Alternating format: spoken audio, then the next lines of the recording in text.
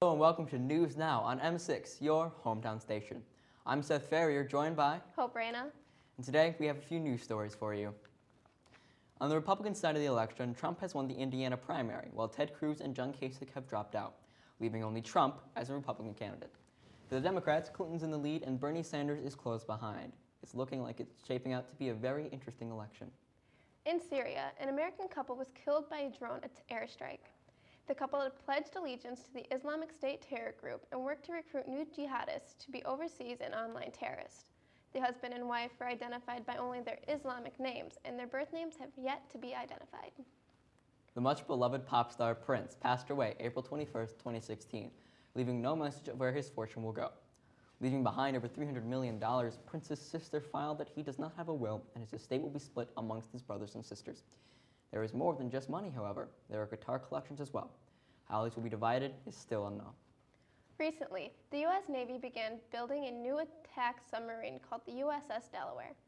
The new sub can move at 30 miles per hour underwater and will be roughly 377 feet long and weigh 7,800 pounds. You can expect to see the USS Delaware entering service around 2018. Workers at a southern Spanish park in Tomares dug up 19 amphorae, which contained 1,300 pounds of old bronze and silver-plated Roman coins. On Wednesday, March 30th, that have never been circulated. The finding was estimated to be worth several millions of euros, but upon some research, experts say that they belong to the Roman army and will be put in Seville's Archaeology Museum by May 8th. The Rhode Island Marine Archaeology Project believes that Captain Cook's ship is located in Newport Harbor.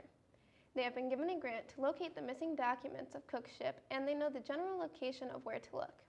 These ships have been lost since the Battle of Rhode Island in 1778. You know, hopefully, Captain Cook's ship really is there. It's been a long time. It has, and I think it's going to be a great addition to history once they do find it. Most definitely. And now to sports. Thanks, Seth. In NFL news, Fox Sports has put together a list of all the NFL teams' drafts in a ranking system. Here's the top 3 out of the list.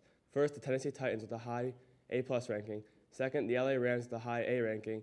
And third, the Buffalo Bills with a moderate A ranking. Now for some basketball news.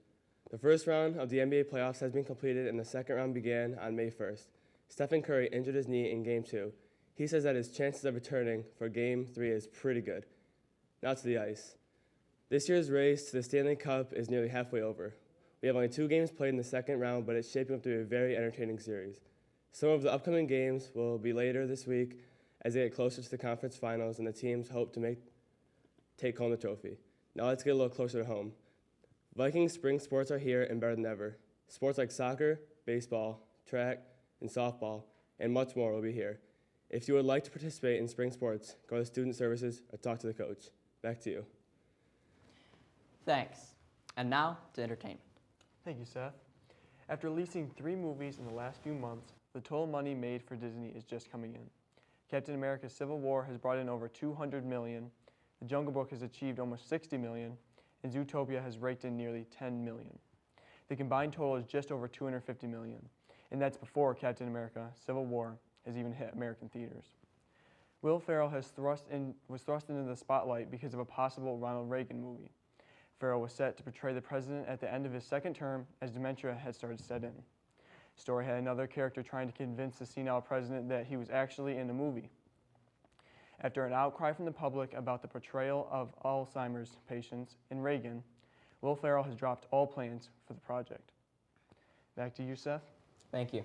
You know, it's real sad that Will Ferrell couldn't play that part in the movie.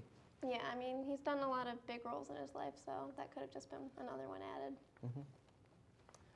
All right. Thank you for tuning in. This has been News Now on M6, your hometown station.